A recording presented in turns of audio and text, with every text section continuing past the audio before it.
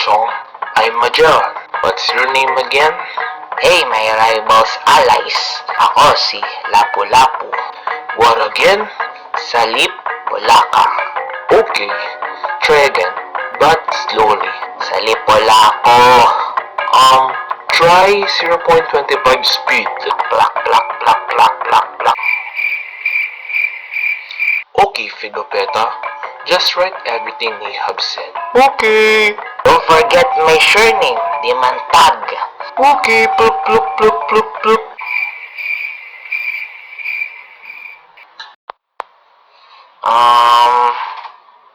Can we fight now?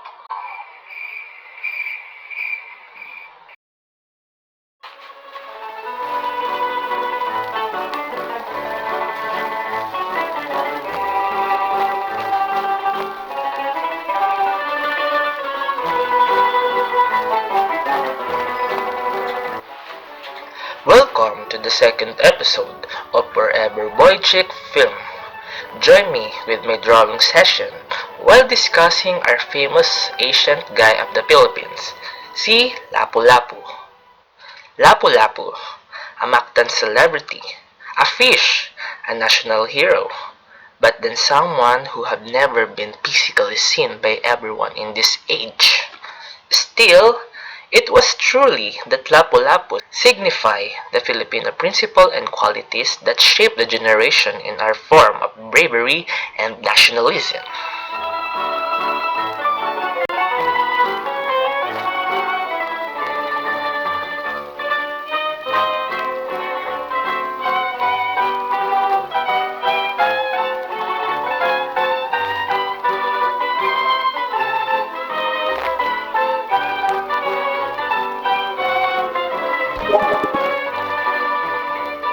Clearly, many of us know that Lapu-Lapu fish was named after the hero of Mactan, as it was our way of honoring his valiance and heroism who fought our lands from Spanish invaders.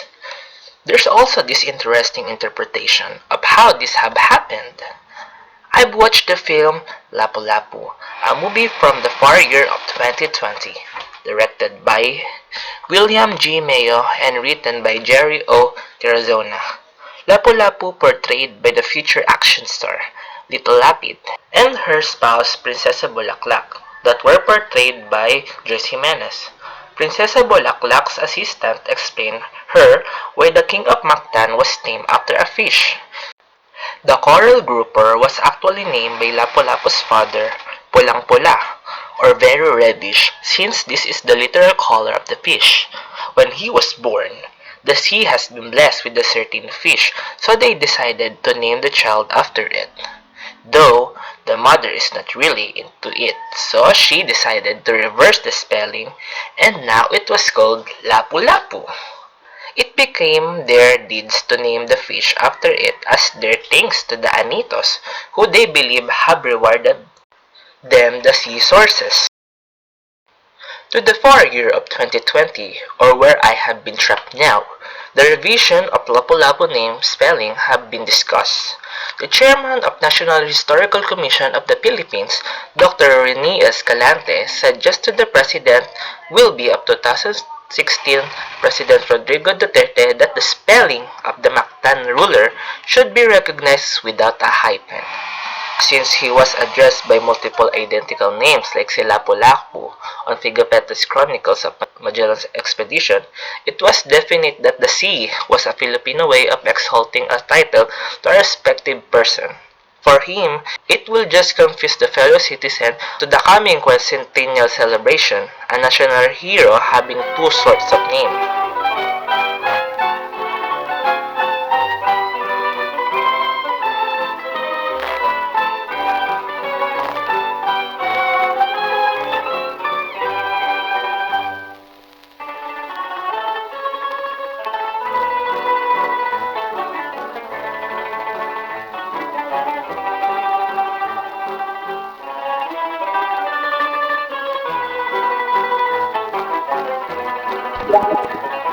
I have already read an outsider's perspective sources about Lapu-Lapu, which is the famous journal of Pigafetta. From an oral chronicle from the reign of the last king of Cebu, Rahatupas, Daaganid, Bayok sa atong tawarik, or Glide on, Odds to our history, in confide that Lapu-Lapu actually came from Borneo, Sabah to meet Rahumabon in the Pacific. Filipinos are from Austronesian descent during the Iron Age that have moved in our land of Pacific from Taiwan. While Borneo is commonly populated with Dayak ethnic groups, it includes Malay, Banhar, Orang Ulu, Chinese, and Kadasan Dusun. So short history, most people in northern Luzon are different from the southern part of the Philippines, as mostly tribes has a lot of mixed race because of the seafarer tribe from the neighboring country. To make a closure about Lapu-Lapu race, he just came from Borneo for some reason. But the people from the late Sulu archipelago believe that he was a Muslim of the Tausug or the Sama-Bajau people.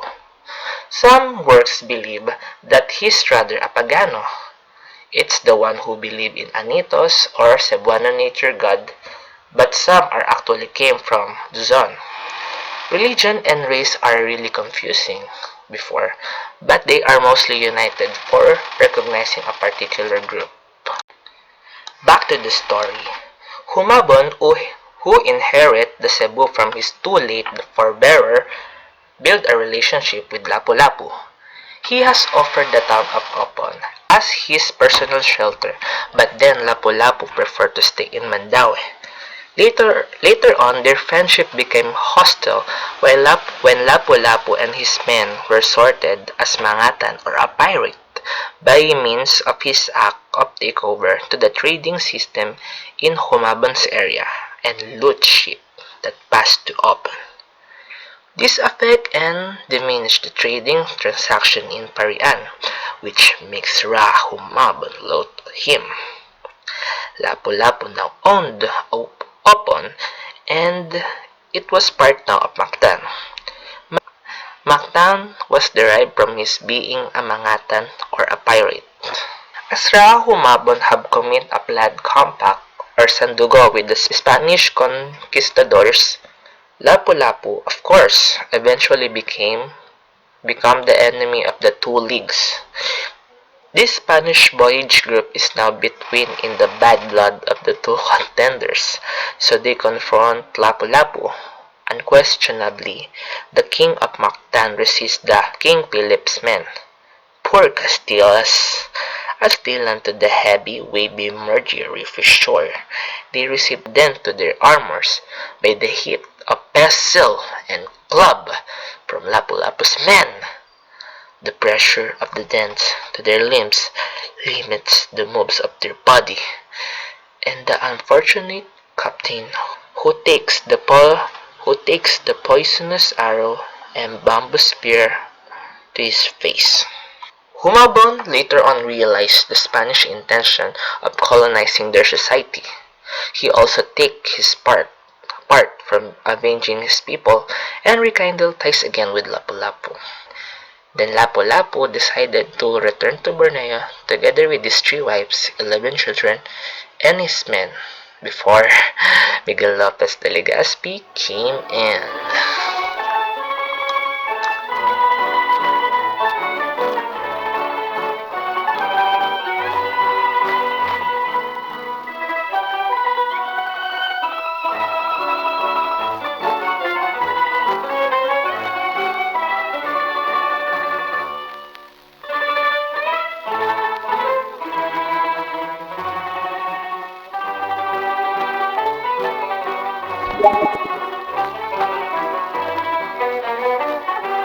What you see here is just a reimagined appearance of Lapu-Lapu. I always see this as a reference in our textbook when I was in grade school, and I have no sources whose artist behind this work. It just makes me wonder what could have inspired him that shaped this look of the earliest ruler of Mactan. Nonetheless, it appeared a facial feature of an early Filipinos. According to historians, There are no exact and accurate illustration of Lapu-Lapu, and everything just came from wild imagination. Wild imagination.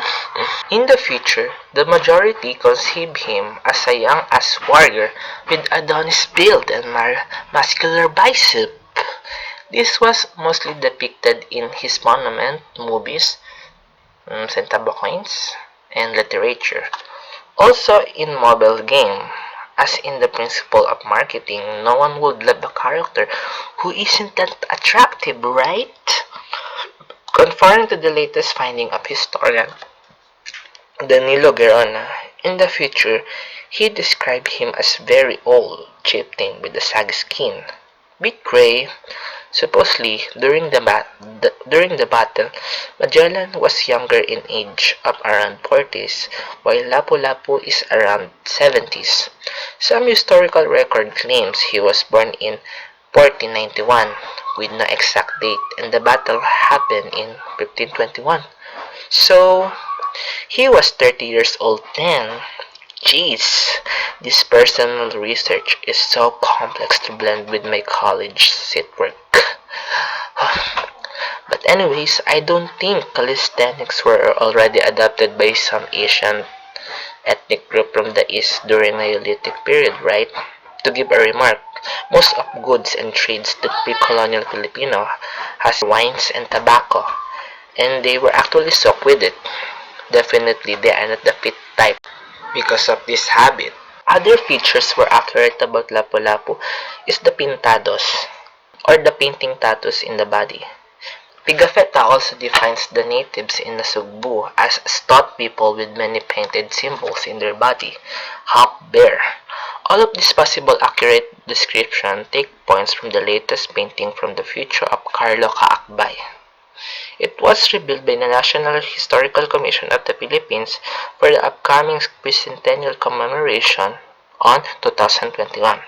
I'm sure this is going to be a good reference used in textbook for the future generation of 21st century. We can now stop fantasizing handsome portraits of many personalities in industries and just accept Lapu-Lapu as who he really was in his not exact face but close conception. Just kidding. In my words, everyone is free to imagine, even artists to draw on how they perceive certain historical personality who has no image or reference at all. It's mysterious yet wonderful to visualize a person from long ages ago. Maybe we can coincidentally draw their faces accurately, but we are not really sure for that. That's why I've learned to appreciate portrait illustration, but not officially or completely recognize it. You know, doesn't mean one art express something, doesn't mean it's already the one you should look up to always. Every works need a listener, viewer, or critics. And I think that's the beauty of the unknown. It is upon us to believe what we want to believe, or to have faith on what's most certitude, yet shadowy.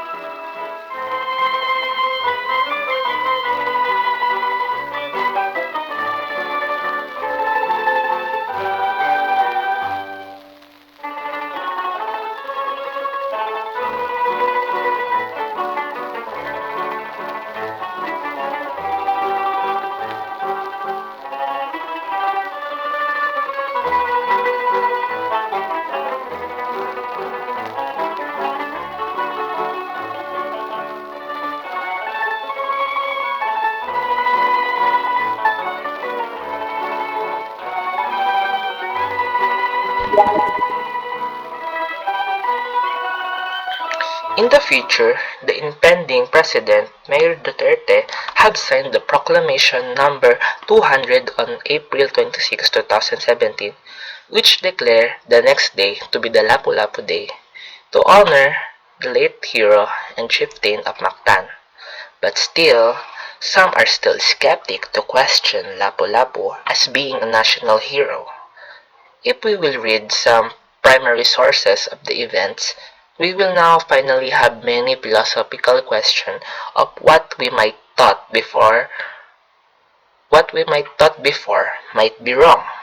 Lapu-Lapu is the proudest national personality, as he's the only one who win a battle against colonizer compared to the heroes of Spanish period to Japanese occupation.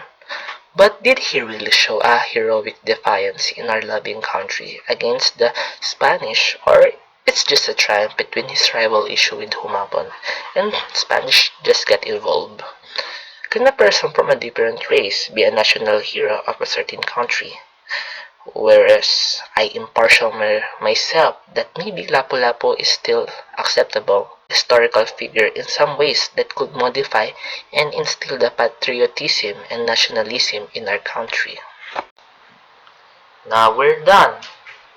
Let's continuously keep the history in our hearts and see you again.